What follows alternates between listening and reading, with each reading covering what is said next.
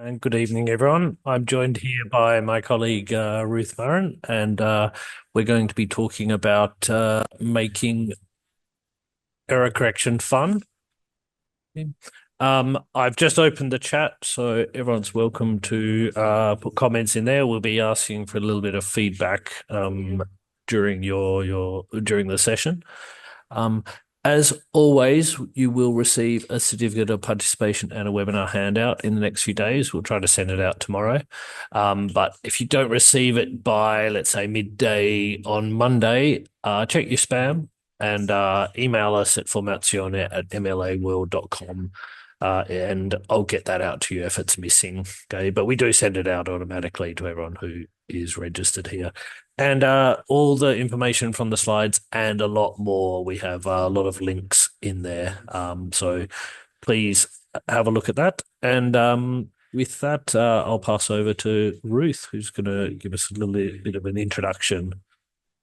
Hi, everybody. It's great to see so many of you here joining us today. So today we're going to talk about making error correction fun. I think that sometimes in an effort to be kind and encouraging, we avoid correcting, and that can slow long-term progress, okay, of our students. Error correction is a vital part of language learning. It helps the students notice gaps between what they say and what they mean. Teenagers enjoy competition, humor, and interaction.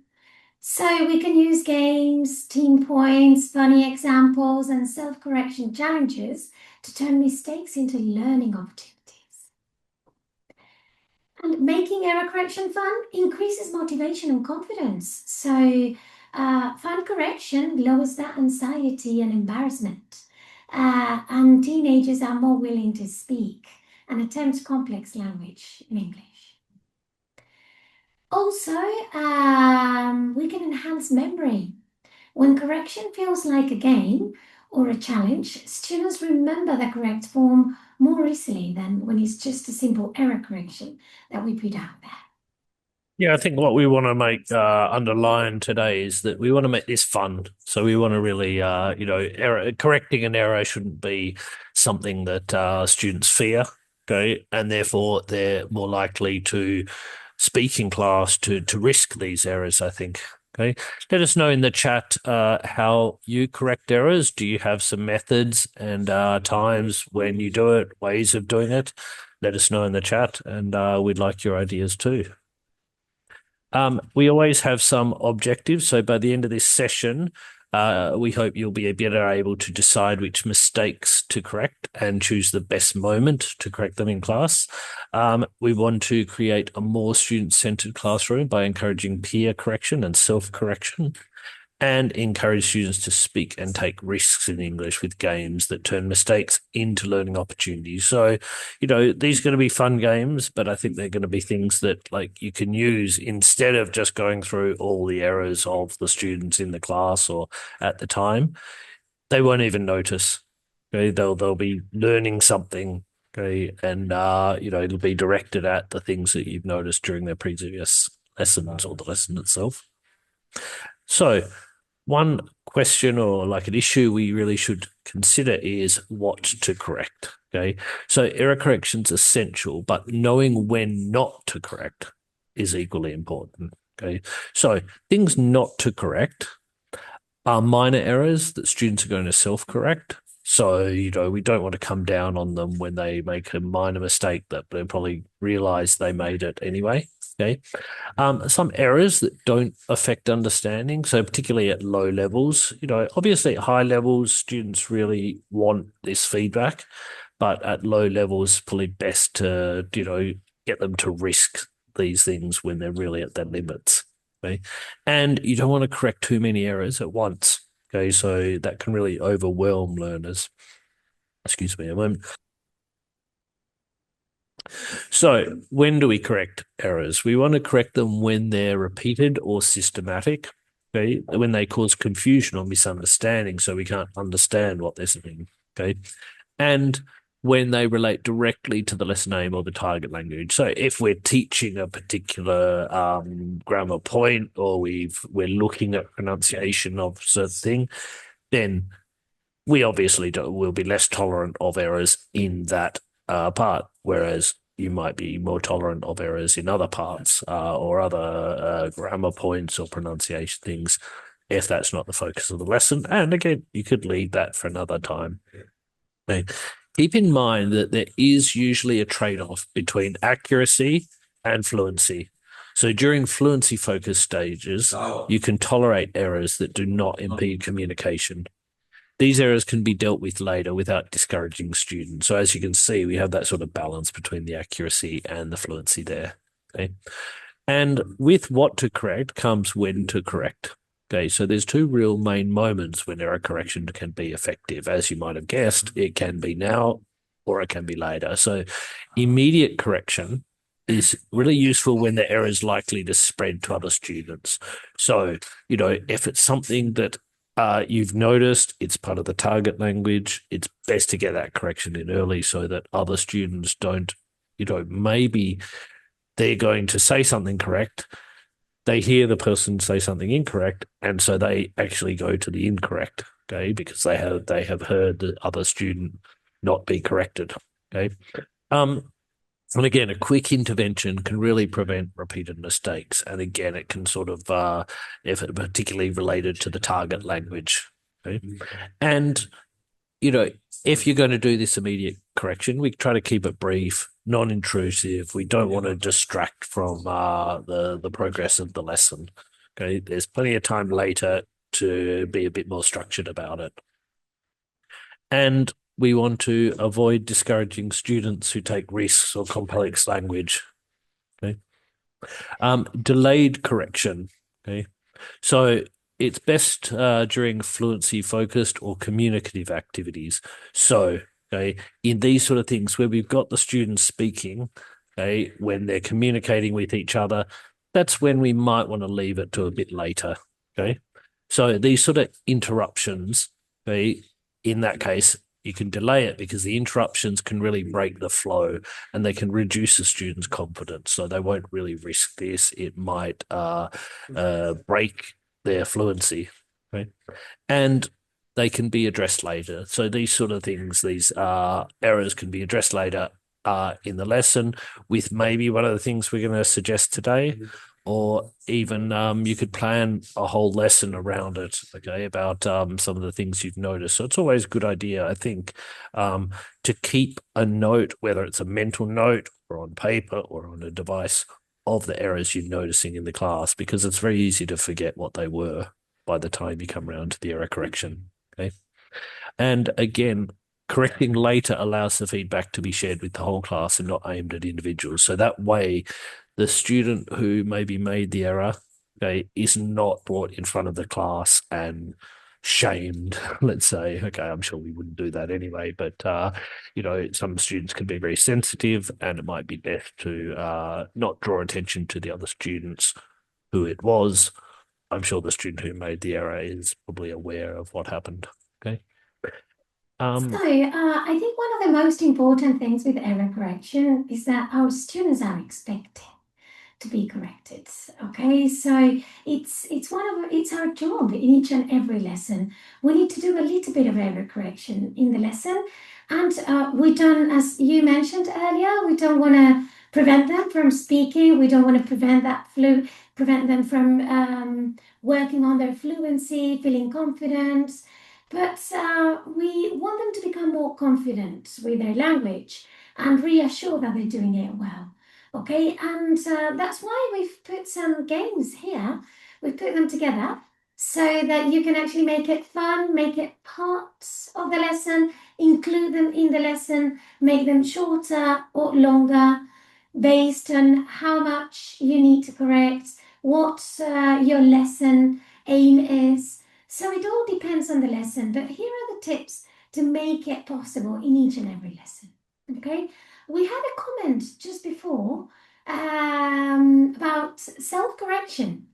There was one of our our teachers here attending the webinar saying that she basically highlights that there's an error in a sentence and then allows time for students to discover. And we completely agree with that, Simona. And in fact, Um, Be seeing, sorry to interrupt, Ruth, but I think you'll be seeing in the games we plan, they're mostly self-correction or peer correction games. So they're games where we're going to allow the students to think, be conscious of the errors that they notice in other people, and then also they'll become more conscious of their own errors. Yeah, for sure. And I think, a sort of simple error correction. In fact, even like that cartoon we found on the first page, first slide. Okay, it had that sort of this repetition of an error. Okay.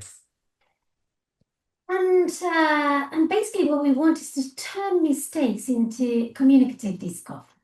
That's a good aim, okay? With the error hunt, what we can do in the class is, while students do a speaking task, we are monitoring. That's our job as teachers. Students do, we observe, and we turn whatever we see into a learning opportunity. So we can take a note of common errors. It could be grammar, it could be lexis, it could be pronunciation, anything that you spot there that is relevant. And when you want your students to notice it, you need to take a note of errors that they may be able to spot, not things that they do not know, things that you've already covered, that you know is within their level, and they'll be able to spot it. They just make the error, they just make mistakes. So then you write 6 or 8 authentic sentences coming from them on the board after the task. And you do these anonymously, okay? You don't actually point at anyone. It's errors in the class. And the focus stays on the language, not on the student who made the error. And then in pairs or groups, the students find and correct the mistakes. And they can do this in 10 minutes, 15 minutes, 5 minutes. It depends on how many errors you've noted and how challenging it is. Are you focusing on slips, things that they already know, but they keep making the same mistake? Like that, for example, people is, or the same third person singular s, for example, which is also a classic. So those ones you don't want to tell them, hey, this is wrong. You want them to be able to notice that they're making the mistake. So you're giving them the opportunity to fix it.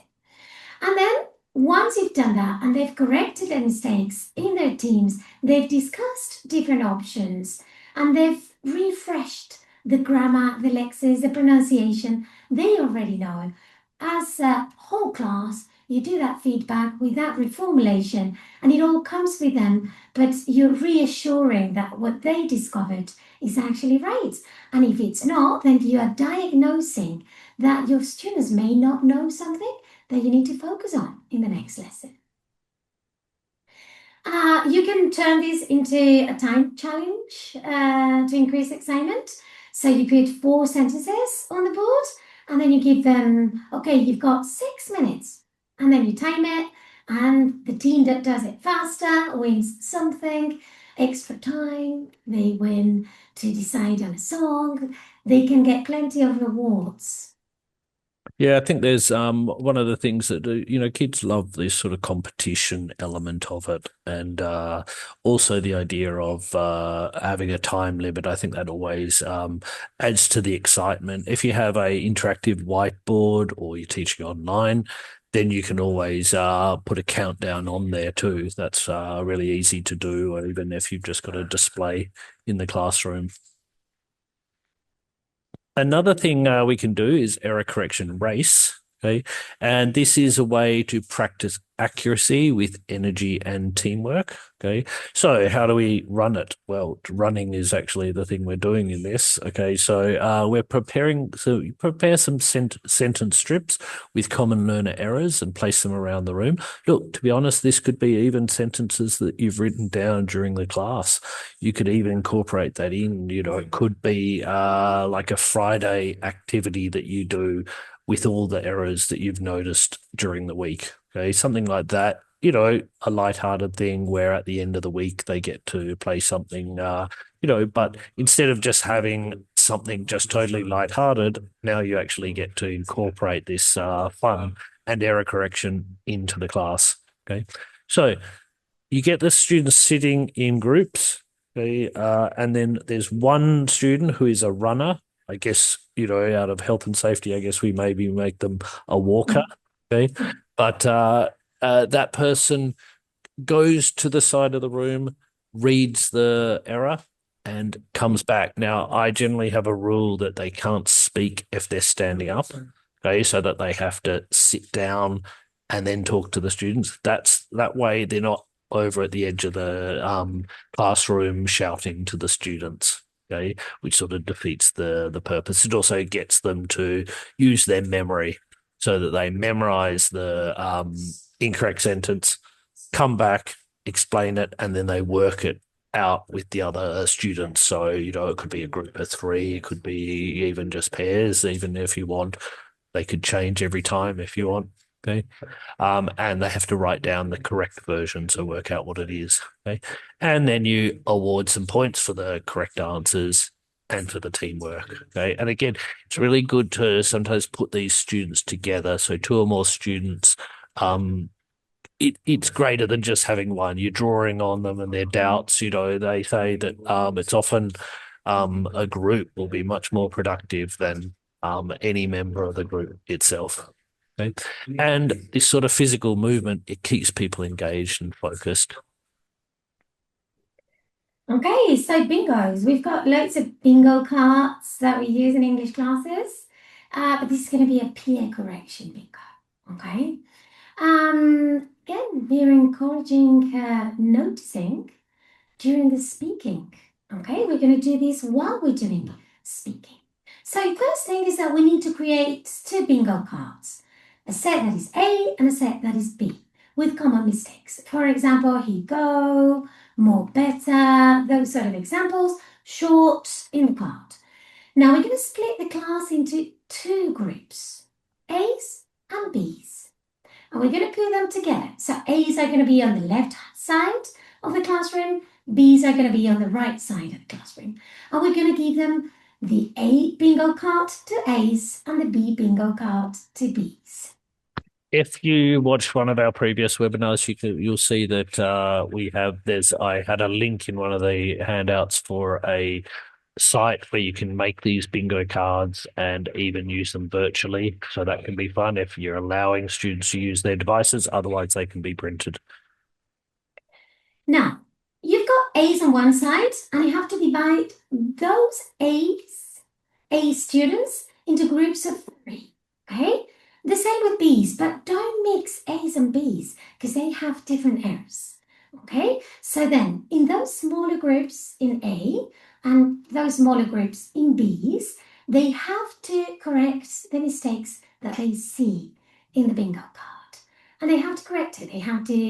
They're all mistakes. They know this. So that time, that's when the teacher goes around and monitors and makes sure that every single team has the correct answers and knows why that is a mistake.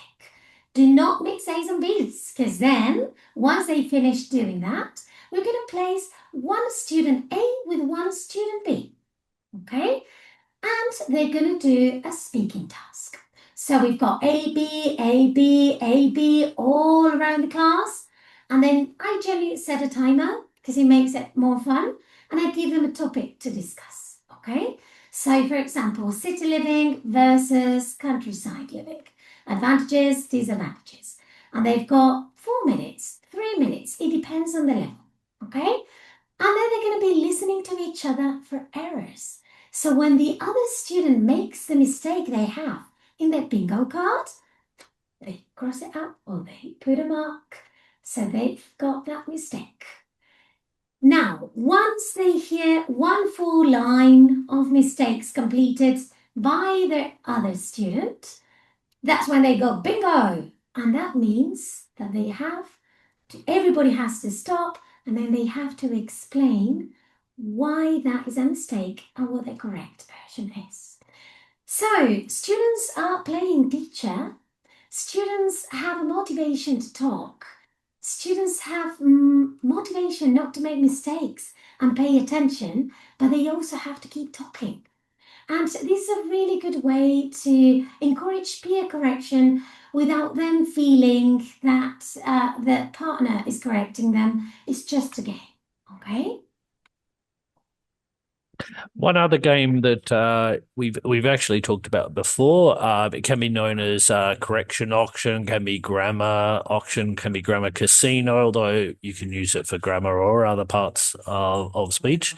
Um, but the aim is to develop accuracy through discussion, decision making. So again, it's sort of a way of making students really conscious of how to correct errors, and it can be really good even for encouraging students to correct their own writing.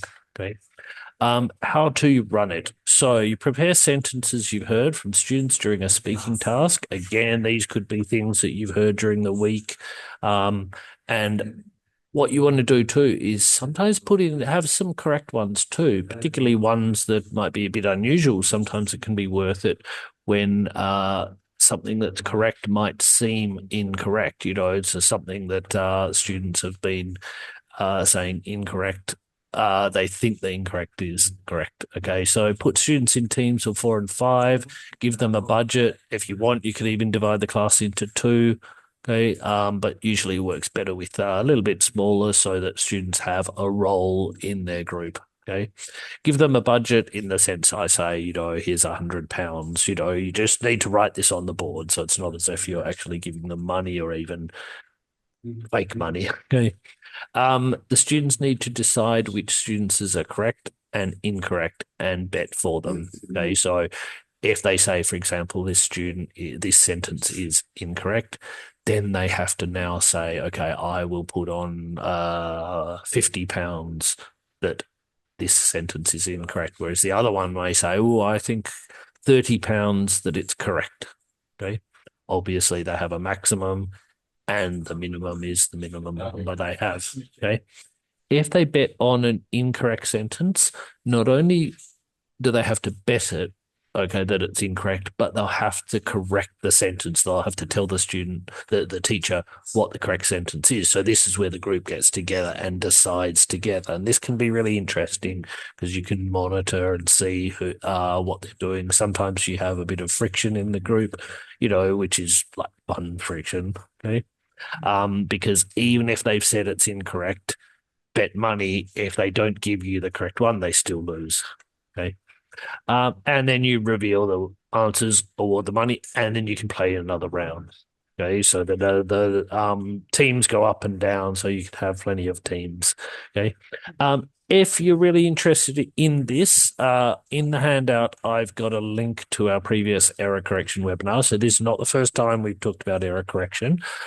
There's only really, I think this one overlaps with the other error correction. Okay, but there's a more detailed discussion of it in there with some sort of rules, ways of playing it, even some bonus rounds and things like that. Sorry, Josh, I think I'm losing you.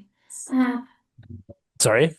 I lost you for a second, but maybe Okay, it's my sorry. connection for some reason. Okay, no, I was just saying that if you're more interested in that, you can find the link in the handout, and you'll find it on our YouTube page, which is MLA World, and then you can find the teachers refresher playlist. I think it's a good idea to check out that video because the grammar casino, grammar option could be hard to set. Okay, I think once you get the hang of it and you know how to distribute the money, how to get the answers, how big your groups need to be. Once you know how to do it, it works really well. I think students love it, don't they? Yeah. I think if you've played it with students, you'll know that they will want to play it every day. Okay, which you can't do, Yeah. but because you'll have to collect some of the errors in the meantime. But if you want to play it every week, every month, something like that, I think it's really nice, really good game, really productive. Absolutely. It gives them motivation. They love earning money, even if it's not real. Yeah, I mean, you can even the winner gets to. We've talked about this before, playing games in the classroom about ways you can say what the prize can be. For example, choose a song to play, things like that. Right, so error dominoes. This is to improve accuracy again because it's error correction and is through matching and explanation. Okay, how to run it? You can prepare domino cards with incorrect sentences, halves, and correct versions. You can do that yourself, or you can get your students to do it. We're going to explore both options, okay? So put students into small groups and give each group a set of dominoes. Students match each incorrect sentence with its correct version. We have some examples here. So, exactly. So we've got those two that go together. Where did you went yesterday goes where did you go yesterday? Now the tricky bit here is to make it a little bit more challenging, but they're gonna have to tell you because they know that those two go together. Where did you went and where did you go? But they have to tell you which one is the correct one and why. Okay, so the explanation plays a role there.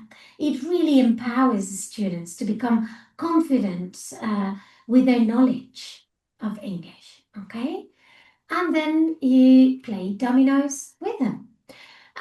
Groups, I mean, the best way to do this is they match it and then the groups check their answers with another group. So when you're monitoring these conversations and they've probably all matched the right sentences. Now, we need to pay attention to the explanations. We need to pay attention to whether they spotted the correct or the incorrect sentence and why. And that's when, again, you are diagnosing how much your students know. If you get your students to create them, even more challenging. And it's also great because they're taking ownership of it.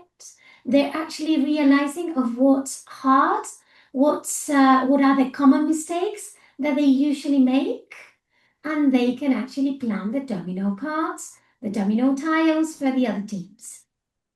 Yeah, I think that's a key thing too. That when you have something like this where it could take a lot of preparation for the teacher, the actual preparation can be something that they're learning from as well. Okay, so one group can make the domino cards for the other group. Okay, can be a fun way. And do you want to do this one, Josh? Oh, sure. Yeah. So the error escape room has a way of improving accuracy is through collaborative error correction. So how do we run this? So you prepare some error cards based on the mistakes from the speaking task. So again, you've collected these during the lesson or the week or the month and stick them around the classroom. Again, a little bit like that the race we had. Okay, so on the wall, doors, desks, windows, you could do this maybe when they come in. So if you've set it up for a couple of minutes just before, okay.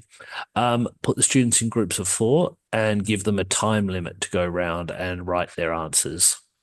So groups move around the room to find the error cards and write the correct versions on their sheet. So I guess you could put a number with each one so that on each card that you've stuck there, and then they have to write the number next to it and what the correct thing is. Okay. And when the group thinks they've corrected all the sentences, I guess you could just get them to tell them that it's numbers 1 to 20 or 1 to 10 or whatever it is. Okay. They bring their sheet to the teacher. Okay. If the answers are all correct, they unlock the door and escape. Okay. So, okay, this is the sort of game. You're not really letting them out. But again, if they have them incorrect, then maybe you could say, it depends how you want to play it. Sometimes I find that if people get through this too quickly, okay, you can even say to them, "Ooh, 3 of these haven't been corrected in the correct way." How could I say? Okay, are still incorrect. Okay, instead of indicating which ones. And so they have to go around search for which the ones that are not correct. Okay. If it's taking a while, then the first one, if they've got one left, you say this one's still incorrect and send them back to it. Okay. Um, uh, I sorry. Sorry, Josh. I think the error escape room works really well when you know your class, okay? Because you know more or less how long it will take them. You can add an extra challenge. This is something I do with this game. So the errors are in an envelope, and in order for them to move on to the next envelope, they have a question that they have to complete. They have to come to me and give me the answer. The question would be, what is the synonymous expression for what does this mean? And then they come to you, they give you the keywords, that means they can move on to number two. So it all depends, but you really need to know your students to be able to anticipate how long it's going to take. I think a really good fun thing to do if you want to be a little bit cruel is you can put in one or two cards that actually have correct sentences on them. Okay. And so to make the students a bit more, apprehensive, and therefore you can tell them that two of them are already correct, and therefore they'll have to work out which ones they are and which ones not to correct. Sometimes that's fun. A similar sort of thing we do in the grammar auction. Okay, sometimes we put in correct ones so that they can realize that. That can be really good when there's sort of unusual things. So, for example, second conditional, if I were you, things like that, where they might see you were, that can't be correct, whereas it actually is. Coming to our conclusions, okay. So when error correction is engaging and positive, okay, as I hope it should be in these activities, then the learners recognize its value and truly appreciate the support. So it shouldn't, if it's just telling students off and interrupting them, then it can be a problem, okay. But okay, in these ways, I hope we can really make it a positive experience, okay. We should build dedicated time for error correction in our lesson plans, okay, rather than just skipping it when time's tight. Okay, so we should always leave this time, okay, and make sure that we incorporate it in. If we're not incorporating it into the lessons or into the course, then we're not really doing our job. Okay. And by helping the students notice and correct their own errors and those of their classrooms, we foster independent learning. So I think this is a way you can see that our activities, the games that we've looked at today, are really focusing on self and peer correction. And this way, particularly with self-correction, we're fostering them to be independent, active, self-conscious learners. Okay. And teach them how to learn, and learners won't need to be taught. So, a really good teacher teaches the students to be independent. Okay? And, at a certain time, they'll have to go out into the world and, continue their own learning journey by themselves. We never stop learning anyway. We're hoping that we have given you ideas, fun ideas, and games that you can use in your classrooms. Do you have any more game ideas? Please put them on the chat. Yeah, It'd be it's great to fun. hear if we've missed any activities that you actually used. We've got some other webinars. As I said, we've got one on error correction, but we've had other ones about using games in class. And look, scattered throughout all of our webinars, there's lots of games, even when that's not the theme of the webinar. So please, I put a link in the handout to our YouTube channel. So please have a look at that if you're more interested in these sort of things, and join us again in the future. We have a lot of ideas for upcoming webinars, and but we really welcome your suggestions. So please put them in the chat, or you can email us at formazione, which you can see at the bottom of the screen there. Okay. Thanks a lot for your attention. You will receive a certificate of participation by email tomorrow or Monday. Okay, please contact me at Formazione if you don't receive it and you can't find it in your spam. That will come out with a handout as well, so you can find all the information we've had here and a lot of uh, links to things about error correction and error correction games. Topically, we have a Valentine's Day webinar next week. So it's going to be about games, activities, things that you can do, even a little bit of literature about the theme of love and Valentine's Day. So that'll be next Thursday. So in plenty of time to get your lessons in before Valentine's Day. So I really hope you join us there. Look, I thank everyone who's participated, and I thank my colleague Ruth, who's been hosting this with me. Thanks a lot, everyone. Thank you, Josh. Thank you, everybody. And And we'll see you soon. yeah, we'll see you next week, I hope. Okay. Have a great day. Bye.